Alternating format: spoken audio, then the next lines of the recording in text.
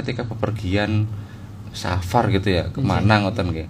Itu panjenengan mengkosor, berarti jenengan ketika melakukan kosor itu sudah dipuji sama Rasulullah SAW. Masya Allah. Yang selalu bikin cinta hanyalah satu. Yang selalu bikin cinta hanya Alvito. Assalamualaikum warahmatullahi wabarakatuh, Ustaz. Waalaikumsalam warahmatullahi wabarakatuh. Alhamdulillah sehat walafiat hari ini, Ustaz. Alhamdulillah pangestune Mas Isa. Masya Allah, keluarga juga semuanya sehat-sehat juga. Alhamdulillahirabbil alamin. Alhamdulillah, Masya Allah. Mugi-mugi pinaringan istiqomah, Ustaz, Amin, lancar amin, lan amin. barokah. Nggih. Monggo Ustaz, untuk malam hari ini waktu kami persilahkan. Nggih, matur suwun Mas Isa. Bismillahirrahmanirrahim.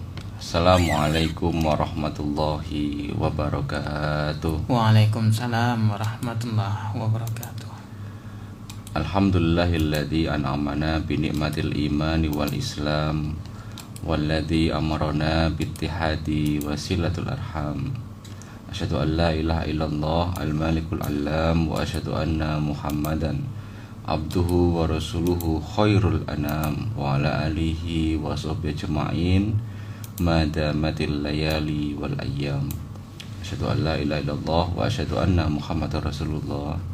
Allahumma sholli ala sayyidina Muhammad Allahumma shalli wa sallim. wa ala alihi wa ashabi jema'in amma ba'du. Dulur Victor yang berbahagia dimanapun panjenengan berada, mudah-mudahan dalam keadaan sehat walafiat, sehat jasmani, rohani, hati, dan ekonomi. Amin, ya. Dan untuk semua dulur Victor yang sedang mendengarkan nopo niki on air nggih sangune turu pada malam hari ini yang sedang dalam perjalanan, mudah-mudahan disampaikan kepada tujuannya. Amin ya rabbal alamin. Karena pendengar Victor itu tidak hanya di rumah tuh masih saking. Nggih to. Nggih. Kadang-kadang kanca-kanca dulur iki ana sing ngrungokno ning kendaraan. Nggih. Ana sing pegawai ojek online, pegawai online. Kemudian dia yang gak sengaja ya jenenge sangune turu ya. Paling kok 5 menit mengkas ditinggal turu aku. Ya maklum jenenge sangune turu. Sadurunge turu dikai sangune ilmu niki. Masya Allah.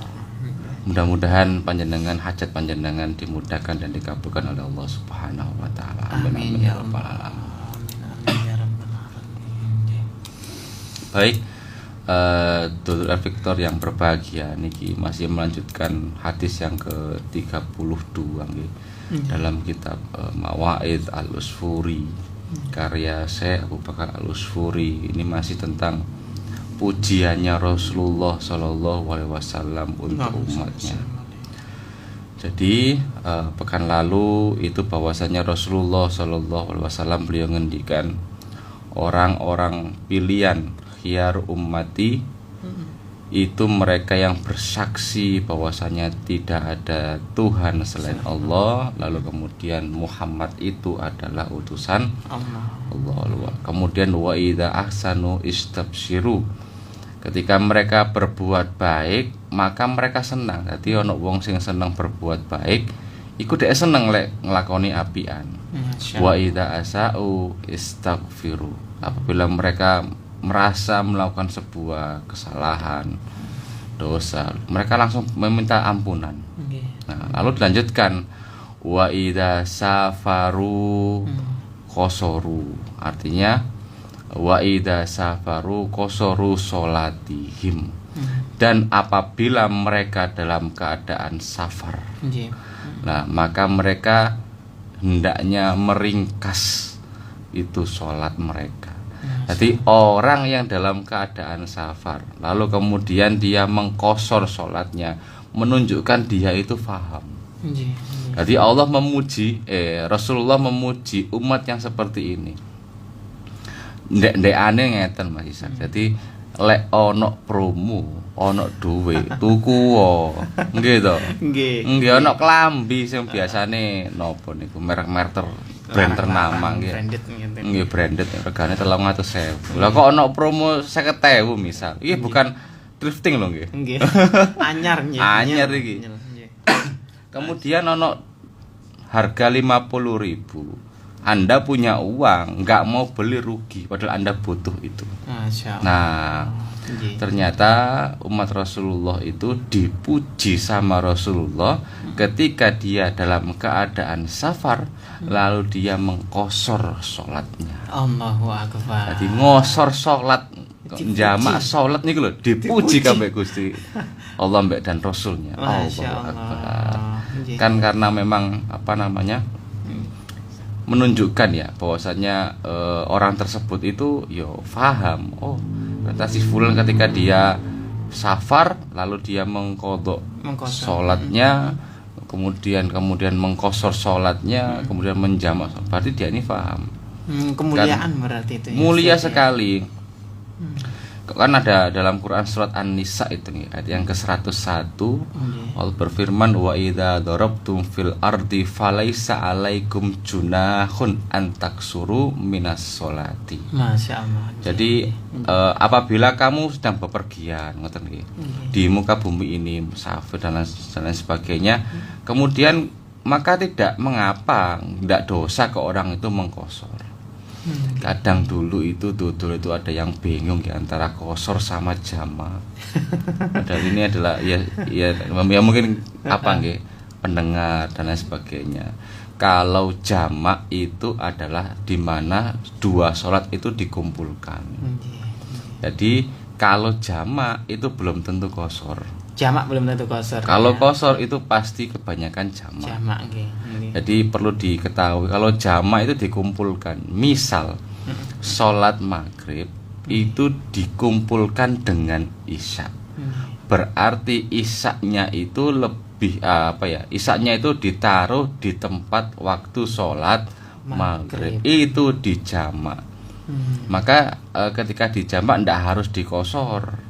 Artinya formasinya tetap 3-4 dengan 2 salam. Yang membedakan hanyalah lokasi waktunya saja. Gitu di awal gitu. Oke, jadi kan takdim dong. Atau sebaliknya maghribnya itu mungkin ditaruh isya yang panjang. Sama kayak zuhur dan asar. Zuhurnya itu mungkin di asar, atau asarnya itu mungkin diletakkan di sholat zuhur. Itu namanya jamak dulur. Itu jamak itu ya mengumpulkan. Belum tentu kosor ya Ustaz ya. Belum tentu kosor. Ojo dieling-eling sing jima, iki jamak nggih. Jamak itu mengumpulkan nggih. Hampir persis tuh. Hampir persis, beda kasrah mawon. Iya. Itulah indahnya bahasa Arab. Masya Allah. Kemudian kalau kosor itu adalah meringkas. Jadi yang 4 jadi 2, yang 3 jadi 3, yang 2 tetap 2. Oh jadi kosor lur, dikosor entelan. Waiter kok jadine. Makanya Rasul itu memuji ada umatnya. Oh ternyata misal Mas Ishak ini ketika bepergian safar gitu ya, kemana ngoten nggih. Itu panjenengan mengkosor, berarti jenengan ketika melakukan kosor itu sudah dipuji sama Rasulullah SAW. Masya Allah. Apa karena kefahaman tentang faqih fiddin atau bagaimana? Iya, jadi man yuridillahu bi khairin faqihu fiddin. Artinya ketika orang itu mengingat sebuah kebaikan, maka Allah minimal itu akan memahamkan dia. Ada orang hijrah ya misalnya. Saya pernah menyampaikan, saya pernah membantu mengislamkan orang itu 3 kali, Mas Ishak. Enggak tahu mungkin dari ini ya, dari radio. Kemudian dari tausiah-tausiah di Instagram saya. Itu mereka itu ternyata masuk Islam itu karena kepingin mendalami Islam. Asal Islam itu indah ya, indah dan mudah ya. Lek gak iso salat ngadeg, solusinya adalah duduk. Lek gak iso duduk ya berbaring. Lek gak iso berbaring menggunakan isyarat. Kalau nggak bisa menggunakan isyarat ya disolati. Nah, ini kan ada kemudahan, banyak solusi. Itulah keindahan Islam dan kemudahan Islam. Masya Allah. Oleh karenanya dalam hal ini dulur kita harus paham gitu tentang jarak. Ini pernah favorit saya ketika saya bahas masalah kodok sama kosor. Bukan kodok sama fidyah. Oh, fidyah. Nggih. Ya, ini mesti saya bahas setiap tahun, hampir setiap saya ulang-ulang. Aku sampai eling aku. Jadi ngeten gitu dulu nggih. Masalah jarak nggih, masalah jarak. Kalau kita memegang satu mazhab sajalah, mungkin Syafi'i lah yang masyhur, yang familiar mungkin nggih. Itu beliau ini menggunakan sebuah ukuran. Kalau dikilometerkan mungkin itu adalah 80 sampai 90. Bahkan di kitab Fiqhul Islam wa Adillatuh itu punyanya Syekh Wahbah Az-Zuhaili itu bahkan jarak safar itu adalah 92 km. 92 itu ya karena beliau hati-hatinya. Nggih, kehati-hatiannya memang beliau mazhab Syafi'i. Namun ya mending dilebihno lah ketimbang kurang. Cara lek apa jenenge awak dhewe iki lek kepengin sedekah ya dilebihno lah ketimbang kurang. Ngepres. Iya, lek kurang kok dirasani, lek luwe meneng kabeh lah. Jadi mending dilebihkan. Wah, Ghazali seperti itu, Ghazali. Lalu kemudian mengenai jarak gini ki perlu dipahami nggih. Maka dulur patokannya itu bukanlah sebuah kemacetan. Tapi patokannya juga bukan waktu. Tapi patokannya itu adalah jarak. Jarak ya, Ustaz ya. Patokannya itu adalah jarak. Karena zaman dulu itu belum ada yang namanya kemacetan. Nggih. Mau numpak unta ya kalau macet. Kalau macet karena lampu merah, gurun pasir. Tapi nanti dikontemporerkan nanti ada pendapatnya Imam Ghazali yang sangat luar biasa. Kemudian ketika kita di Surabaya nih gitu tuh di Jemur Sari mau berjalan ke arah utara, berarti ke Madura. Ternyata ketika orang itu berangkat dari Surabaya, di Jemur Sari ini kan Surabaya Selatan. Itu kalau berjalan ke Madura boleh dijamak qashar. Itu ketika memasuki perbatasan Sampang. Oh, Sampang. Iya, Sampang Surabaya. Itu 85 lebih kilometer. Masya Allah. Itu pernah saya punya PPT-nya itu, PowerPoint-nya itu. Itu saya tunjukkan saya hitung semuanya lewat Google Maps. Google Map ya. Jadi dengan jarak sekian itu sampai gerbang Sampang itu 85 lebih. Jadi lek dulu rumahnya masih di mana itu? Tanah Merah ya. Kemudian mana Kamal, Bangkalan ndak bisa dikosor, ndak bisa dijamak. Kalau menurut mazhabnya Imam Syafi'i ya. Kemudian kalau kita ke arah utara, kemudian ke arah mana itu? Lamongan nih. Lamongan itu masih belum bisa. Belum bisa. Yang bisa itu mungkin sampai alun-alun Tuban. Sunan Nopo, Sunan Bonang nggih. Ya, alun-alun Tuban itu sudah 90 lebih itu. Kalau Babat masih belum. Artinya pucuknya Lamongan. Iya, jadi sampai pucuknya Lamongan. Surabaya neng Namira masih belum bisa. Belum bisa itu. Walaupun macet waktunya sholat minggir dhisik. Itu sudah tidak ada solusi. Artinya adalah ketika jarak itu menentukan, maka itu yang kita gunakan. Kalau kita jalan lagi ke arah mana, Mas? Ke arah barat. Ke arah barat berarti patokannya itu adalah Mengkreng. Mengkreng itu Beraan loh. Beraan itu kan saya punya saudara di Kediri, saya sering ngitung gitu. Pokoknya Melayu 1 sampai 120 numpak tol itu sekian menit, 45 menit lah. Kemudian sampai Mengkreng, Dromacete. Ternyata Surabaya Mengkreng itu sudah masuk 83. 83 km. Ngepres ya, Ngepres.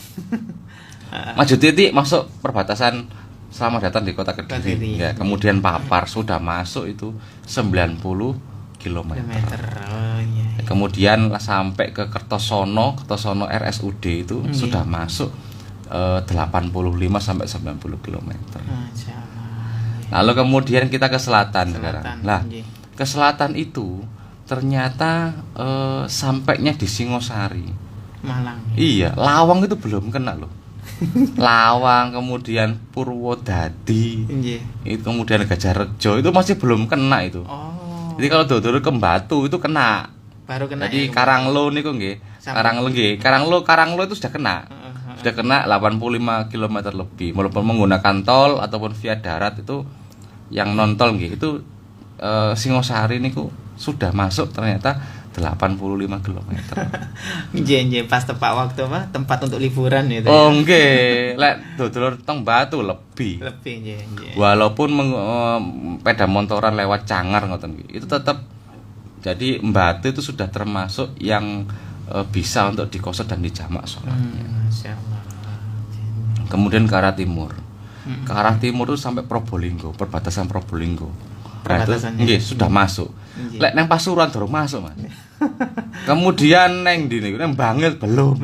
Ya. Masih lurus terus ke arah timur. Jadi Probolinggo itu sudah masuk yang namanya 85 km. Kalau ke Jember, Bondowoso, situ Bondo lebih-lebih nggih. Apa meneh Banyuwangi sudah dapat yang namanya rukhsah ataupun keringanan. Masyaallah. Nah, lain hal cerita kalau dia itu ke Jakarta nggih. Ke Jakarta tapi menggunakan pesawat. Itu kan mempersingkat waktu. Nah, di sini banyak ulama yang berpendapat, ada yang kontroversi dan lain sebagainya. Tapi saya berpendapat di sini itu adalah mana yang paling menenangkan hati panjenengan. Jadi kalau Surabaya Jakarta kan kalau naik pesawat itu kan 1,5 jam, maksimal 1 jam 45 lah. Itu dengan jarak waktu berangkat jam 8 sampai sana mungkin jam setengah 10, jam 10 baru landing dan lain sebagainya. Ternyata sholat duhur lah, terserah dia mau menjamak atau tidak. Artinya itu adalah pilihan dia. Pilihan berarti ya. Kalau dia kepingin menjamak berarti dia mengambil pendapat yang mana dia safar, dia pergi untuk pulang 3 hari sampai 16 hari bermukim. Terus lo pernah berperang itu 16 hari sholatnya dijamak semuanya. Selama 16 hari. Selama 16 hari. Nah, lek mau mengambil bukan jarak tapi mengambil tempat tinggal untuk kembali ke tempat asal itu enggak apa-apa dijamak. Bahkan Imam Ghazali mengatakan jadi yang saya pahami nggih, yang dinamakan qashar ataupun jamak sekali lagi itu bukan masalah waktu ataupun perbedaan durasi, tapi yang menentukan adalah jarak yang sudah ada di zaman Nabi. Masya Allah. Itu kata Imam Al-Ghazali. Maka dulur ketika panjenengan safar ya, atau panjenengan sedang healing, hidup di dunia itu untuk healing.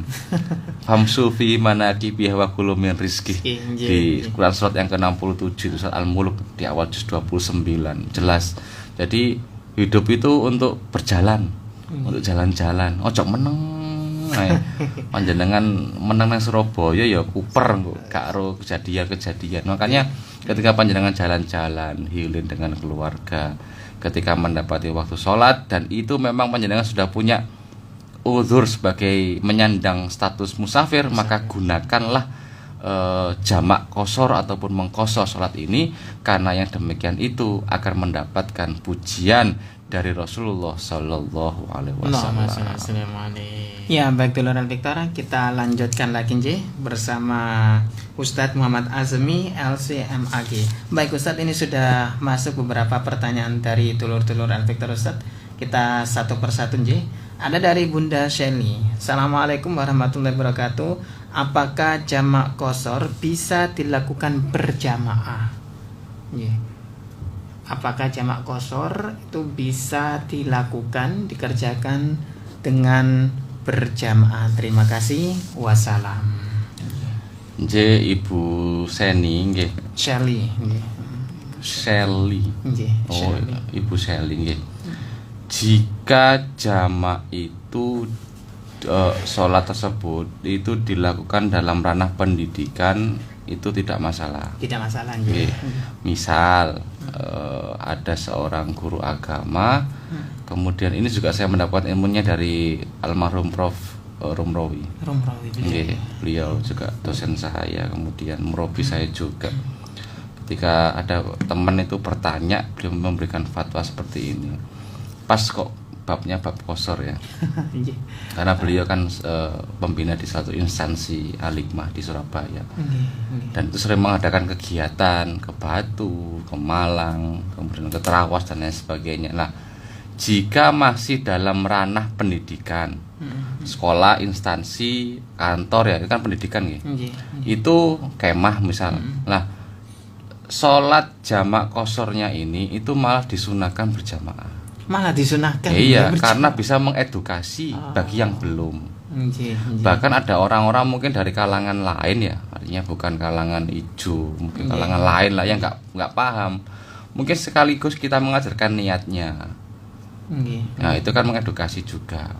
Namun halnya yang jika dikerjakan dalam keadaan munfarid ya, untuk hajatnya sendiri aja. Mungkin Bu Seli ini mau safar ke Solo misal ya. Nah itu sholat jamak kosornya lebih disunahkan itu ya sendiri. Karena di sisi lain Rasulullah mengatakan sholat sunnah itu lebih baik sendiri. Nah, jadi tergantung kondisi Bu nggih. Lek dalam ranah pendidikan itu memang dianjurkan untuk berjamaah yang fungsinya untuk edukasi ataupun pendidikan. Namun ketika dalam hajat yang masih hajatnya pribadi, maka boleh dikerjakan secara mandiri. Munfaridan. Masya Allah. Baik. Lanjut Ustaz nih, ini ada pertanyaan dari Bu Atun Maria Wage Sidoarjo ini. Assalamualaikum Pak Ustadz Azmi, bolehkah sholat hajat dilakukan habis sholat isya sekitar jam 9 malam? Yang kedua, kalau habis sholat saya selalu baca Al-Fatihah 41. Begitu juga habis sholat malam. Mohon solusi. Ibu Atun Maria. Nggih. Sholat sunnah itu ada dua. Ada yang mutlak, kemudian ada yang rawatib. Kalau yang rawatib itu yang tertib ya. Jadi setelah fardu mesti ada yang 12 rawatib itu. Namun yang mutlak itu ada yang kondisional dengan waktu, ada yang dia itu sifatnya tidak terkondisi dengan waktu. Nah, termasuk sholat hajat ini. Sholat hajat kalau pernah saya sampaikan di Al-Victor, sholat malam itu terbagi menjadi 3 waktu. Ada 3 waktu ya, malam, ya. Ada waktu baik. Waktu baik itu adalah ba'dal isya sampai kurang lebih jam 11:30 sampai jam 12. Itu waktu baik. Misal yang sering saya lakukan itu adalah lek aku engko wedine lek gak tangi tahajud. Keturun. Makanya aku tak salate tak sadurunge turu. Nah, walaupun nanti masuknya adalah qiyamul lail nggih, pahala qiyamul lail. Tapi bismillah saya niatkan juga sholat tahajud. Khaufan kalau keturun moro-moro as-sholatu khairum minan naum. Waduh rek gak untuk tahajud niki. Nah itu. Jadi kalau Ibu Atun Maria itu mengerjakannya jam 9 ya, misal nggih. Nah, itu adalah waktu yang baik. Namun ada waktu yang lebih baik. Waktu yang lebih baik ini adalah waktu jam 12 sampai jam 2:30 ataupun jam 3. Waktu-waktu itu adalah waktu-waktu yang lebih baik ketimbang yang pertama. Itu serah milih yang mana. Namun yang ketiga, ini ada waktu yang afdol. Yang ada riwayat yunazilullahu tabaraka wa ta'ala ila sama'id dunya fi sulusul lail itu loh.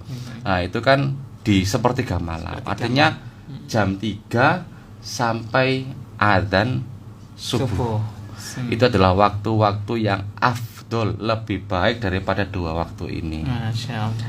Makanya kalau Bu Maria sholat hajatnya itu jam 9 boleh atau tidak baik daripada gak sholat hajat. Lalu kemudian yang kedua, masalah baca Al-Fatihah 41 kali setelah sholat boleh. Saya pernah diamalkan sama almarhum Pak D saya itu juga. Jadi untuk menjaga hafalan Quran yang dipunya itu, saya diajak ke Ampel, kemudian saya diijazahi sama Pak D saya itu untuk membaca surat Al-Fatihah sebanyak 41 kali. Saya kan juga nggak tahu, golek-golek yang di ini media-media ya kurang memuaskan jawabannya. Teko orangnya langsung katanya satu untuk menjaga. Kalau saya punya bacaan, punya hafalan itu yang dijaga. Kalau kita punya harta itu yang mungkin yang dijaga. Maka bahasanya adalah dengan fadilah 41 membaca surah Al-Fatihah, apa yang kita miliki itu akan terjaga. Masya Allah. Bukan dijaga. Terjaga ya. Iya, itu kan mungkin satu orang ya. Tapi kalau terjaga, gak cuman awak dhewe sing jaga. Mungkin ya dijaga ambek malaikat, dijaga ambek tangga, dijaga ambek banyak. Kan namanya bukan di. Nah, ngoten Bu Maria. Nggih, masyaallah matur subhanallah Ustaz ya. Lanjut Ustaz, ini ada tapi nggak ada namanya nih ya. Kita boleh. Assalamualaikum Ustaz, bagaimana kalau dengan kodok sholat? Itu seperti napa nggih penjelasannya? Oh, kodok sholat nggih. Kodok sholat seperti apa penjelasannya? Ngeten. Nggih, ngeten. Kodok sholat itu terbagi menjadi dua. Yang pertama itu dikerjakan langsung dalam dua keadaan tanpa melihat waktu. Tanpa melihat waktu. Misal dua keadaan ini ya, keadaan yang pertama ketika dia lupa kemudian dia ingat, yang kedua ketika dia itu tidur dan juga dia itu bangun. Jenengan keturun maghrib ngoten nggih. Moro-moro tangi-tangi iku jam 10. Wis jenenge wong kesel Mas. Kerja nguli ya. Subuh maghrib itu tidur terlelap, bangun-bangun jam 10 malam. Dia tidak sholat maghrib, maka ketika itu dia diperbolehkan untuk sholat maghrib di waktu isya. Ya niatnya kodok juga. Nah itu tanpa melihat tanpa melihat, artinya langsung ketika itu ya, dalam keadaan lupa dan ketiduran. Yang kedua, kodok sholat itu, kalau Imam Syafi'i itu berpendapat orang yang pernah meninggal ini rada ketat ini. Ekstrim. Rada ketat beliau ini. Masalah sholat gak pernah main-main, apalagi ibadah mah tuh gak pernah main-main. Bagi orang-orang yang pernah meninggalkan sholat, maka hitunglah sholat yang pernah dia tinggal, lalu laksanakanlah sholat itu ya sebanyak yang dia tinggalkan. Berarti lek maghrib tahu bolong ping piro? Ping 10 tahun. 10 tahun dikalikan itu. 365 dikali 10 wis piro niku. Itu cuman kalau tidak bisa menghitung. Nah, ini kebanyakan orang-orang. Diingat-ingat saelinge sampai yakin wah aku aslinya 10 tahun. Tapi jenenge wong licik ya. Akhirnya dadilah sedina, seminggu ngono. Nah, waktu kodoknya kapan? Waktu kodoknya itu di waktu-waktu sholat rawatib.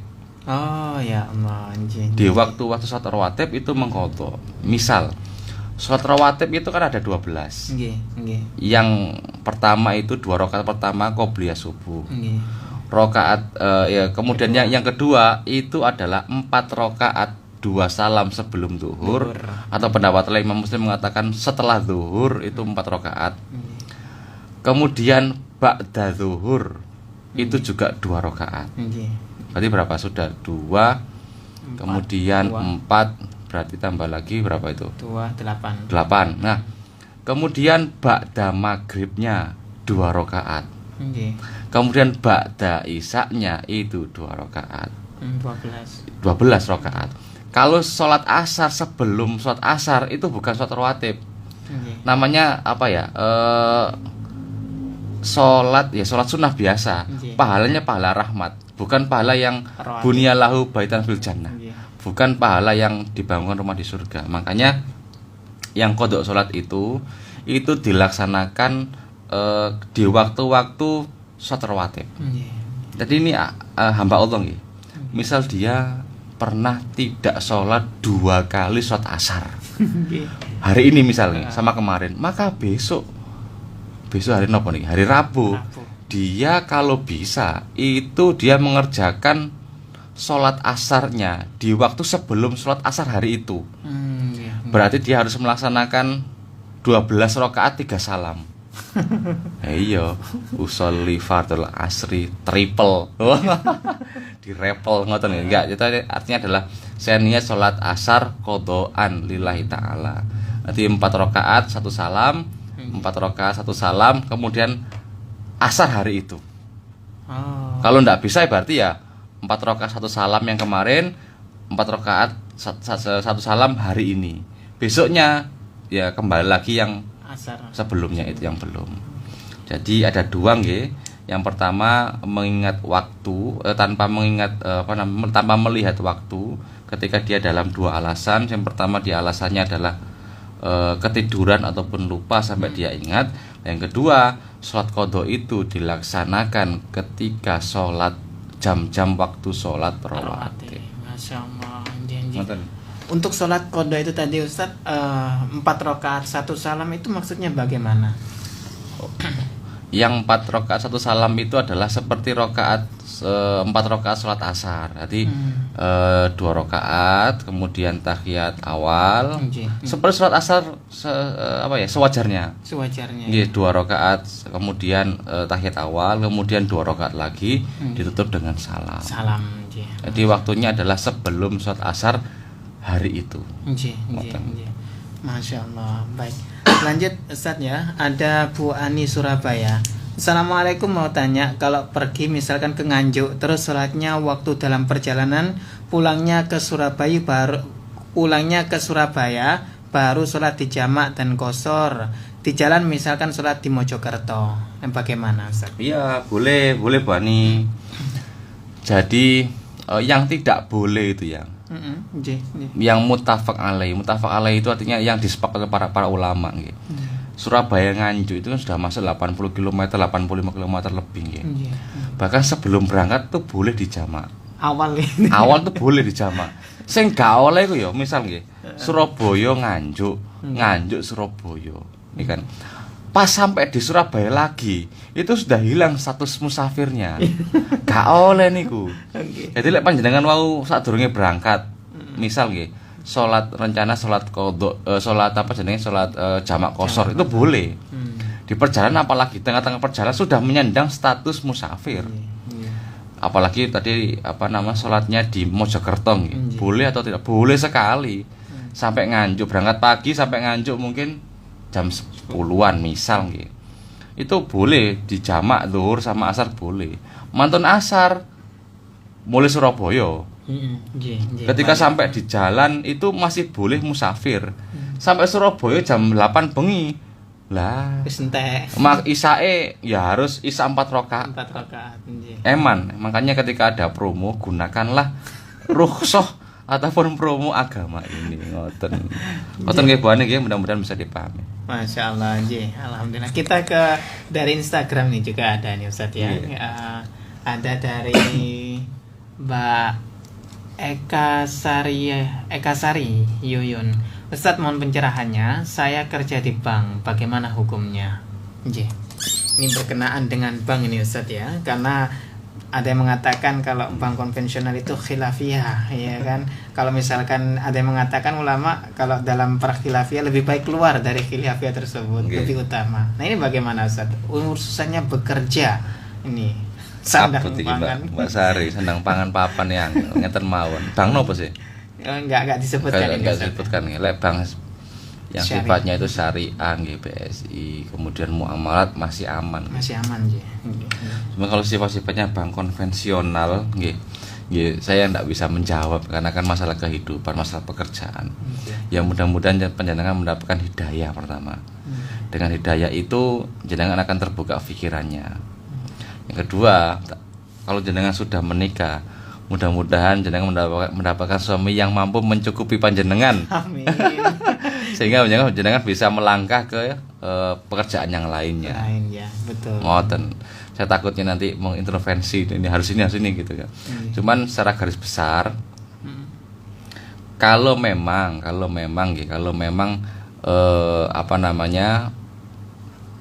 dengan bekerja di sana di bank tersebut untuk mencukupi keluarga, misal belum nikah untuk mencukupi ibu, saudara, itu silakan dilanjutkan saja.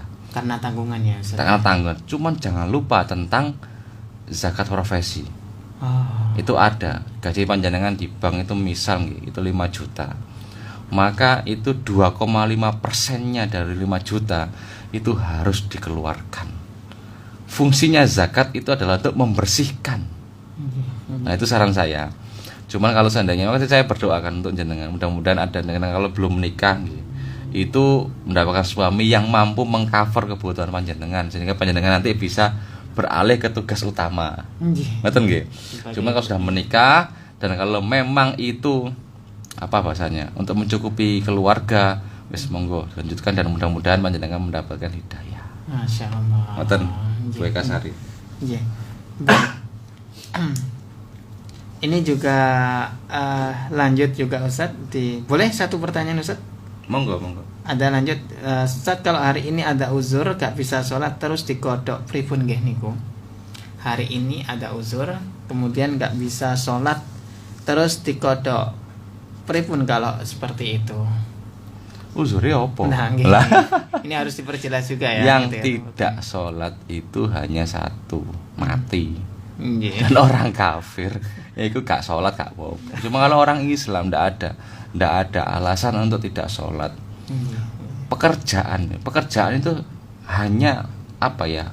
Ya untuk ibadah ya. Tapi sholat itu hanya ngapunten nih kalau kita menggunakan durasi ya. Hanya 6 sampai 10 menit loh. Gak sampai biasa. Gak sampai apa meneh sing saser buat iku. 2 menit mari. Iya kan? Seberapa sih pekerjaan sesibuknya kamu itu? Makanya kalau panjangan uzurnya syar'i nggih. Ya karena mungkin lupa mungkin jenenge wong lali, awake wong gak ero Mas. Iku gak iso disalahno. Wong lali kok disalahno, gak iso. Malah wong sing nyalahno iku sing salah. Wong lali kok ya. Jenenge menungso ya tempatnya memang. Lah mungkin saya berasumsi mungkin panjenengan lupa sholat nggih. Kemudian ingat, oh astagfirullah, iki mau kan maghrib, aku kok neng iki yo. Lupa dia, keinget. Nah, mestinya itu ketika ingat jenengan sholat. Langsung ya. Cuma kalau memang sudah wes, nah dikodok, maka kodoknya itu adalah besok. Besok Rabu, posisinya adalah mungkin qobliyah maghrib ataupun ba'diyah maghrib. Itu boleh. Jadi panjenengan mengke misal maghrib hari ini tidak sempat sholat, maka besok jenengan sholatnya itu maghribnya 6 rakaat 2 salam. Nggih. Jadi maghrib hari ini sama maghrib yang kemarin ditinggalkan. Ngoten. Baik. Nggih, Ustaz, waktunya sudah habis, mungkin kita bisa tutup dengan doa Ustaz nggih. Terima kasih Tutul Al-Victor yang berbahagia. Mudah-mudahan kita termasuk bagian orang-orang yang terus dipuji oleh Rasulullah Sallallahu Alaihi Wasallam. Dan mudah-mudahan kita mendapatkan keberkahan dari ngaji pada malam hari ini. Amin. Subhanakallahumma wa bihamdika asyhadu an la ilaha illa anta astaghfiruka wa atubu ilaik. Terima kasih. Mohon maaf. Assalamualaikum warahmatullahi wabarakatuh.